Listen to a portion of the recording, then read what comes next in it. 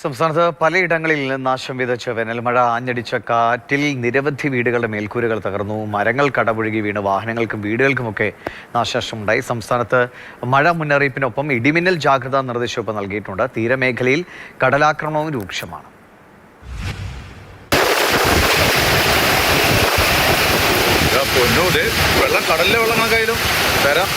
ശക്തമായ കാറ്റിലും മഴയിലും സംസ്ഥാനത്തെ വിവിധ ജില്ലകളിൽ വലിയ നാശനഷ്ടമാണ് ഇന്നുണ്ടായത്. ആഞ്ഞു വീശിയ കാറ്റിൽ കോതമംഗലത്ത് ഒരു വീടിന്റെ മേൽക്കൂര പറന്നുപോയി. 3 വീടിന്റെ മുകളിലേക്ക് റബ്ബറും തേക്കും കടപുഴകി വീണു.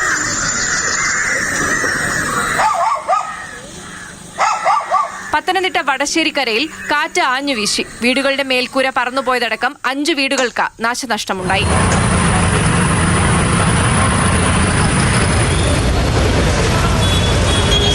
കാറ്റിൽ മൂവാറ്റുപുഴ ടാറ്റ കാർ ഷോറൂമിന്റെ മേൽക്കൂര തകർന്നു വീണു. ഷീറ്റ് മേഞ്ഞ മേൽക്കൂര താഴെ മുറ്റത്ത് പാർക്ക് ചെയ്തിരുന്ന സർവീസ് കാറുകളുടെയും പുതിയ വാഹനങ്ങളുടെയും മുകളിലാണ് പതിച്ചത്. കാറുകൾക്ക് കേടുപാടുണ്ട്.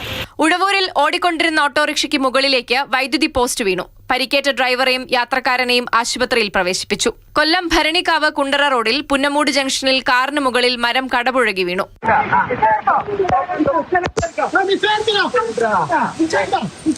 കാസർഗോഡ് മണിയമ്പാറയിലും ഓടിക്കൊണ്ടിരുന്ന കാറിന് മുകളിൽ മരം വീണു.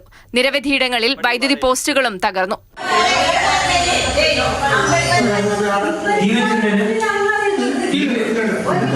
കാസർഗോഡ് പടുപ്പിൽ ഇടിമിന്നലിൽ വ്യാപക നാശനഷ്ടമുണ്ടായി. തട്ടുമ്മൽ സ്വദേശികളായ ഗോപാലൻ രുക്മിണി ദമ്പതികളുടെ വീടിനുള്ളിലെ മുഴുവൻ ഇലക്ട്രിക് വയറിംഗും കത്തിക്കരിഞ്ഞു.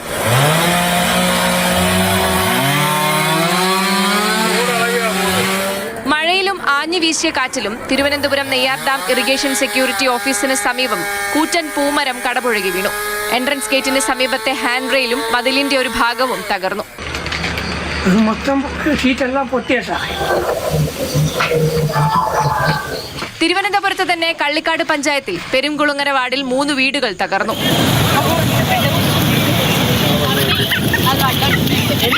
വർക്കല പാപനാശം തീരത്ത് ശക്തമായ കടൽക്ഷോഭത്തെ തുടർന്ന് തീരത്തെത്തുന്നവർ ജാഗ്രത പാലിക്കണമെന്ന നിർദ്ദേശം.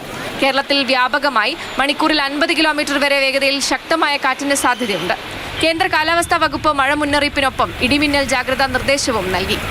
വിവിധ ബ്യൂറോകൾക്കൊപ്പം ന്യൂസ് ഡെസ്ക് മാതൃഭൂമി ന്യൂസ്.